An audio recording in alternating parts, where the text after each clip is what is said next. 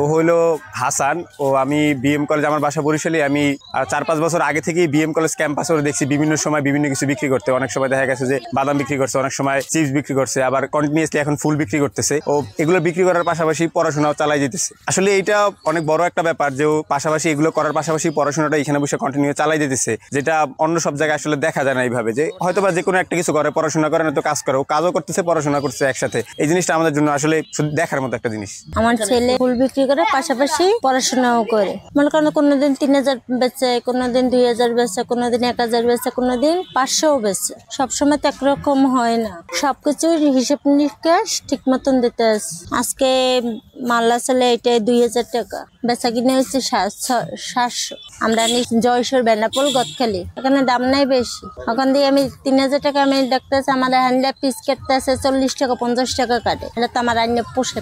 এইটা পানি এরপর গোলাপ ফুল বিটাবো। আমার খেলতে মনে চায় ক্রিকেট, ওই যে খেলতে আছে, ওই যে একটা পোলা।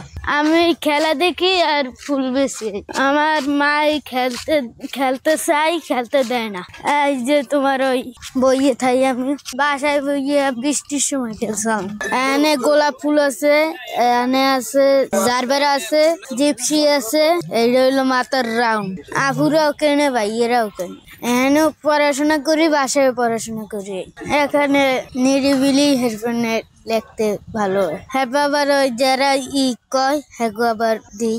এখানে পড়ার লজ্ঞা ফুল বেচার কোনো ক্ষতি। গোলাপ ফুল 40 টাকা, জারবেরা হইলো 50 টাকা, আর এই গোলাপ হইলো 30 টাকা।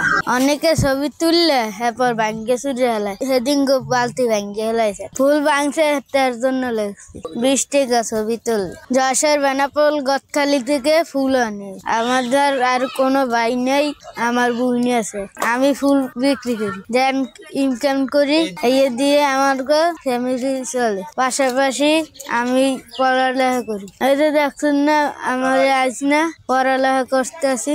যারা ফুল কিনছে হ্যাঁ কইছে 30 টাকা, আমরা কইছি 50 টাকা বেচতাম, এইটা 40 টাকা কইছি। হ্যাঁ কইছে আবার 30 টাকা একটা বেচছে। এই কয়টাই খেলতে তা খারাপ গুলো বানালে লাগে আমি দিব না। কেন বেশি ফুল বেচবে, তবু ব্যবসা বড় ধরনের করে, তাও ভালো।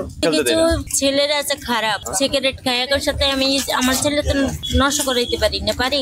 দেখা যাচ্ছে এই ছেলে খাইয়ে চলে যাবে, এই ছেলে একদিন দেখবে, 2 দিনের 3 দিনের দিন ছেলেও খাবে। ওই আজকে সিগারেট খাইবে, কালকে গাঁজা ধরবে, পরশুদিন অন্যটা ধরবে, দরকার নেই।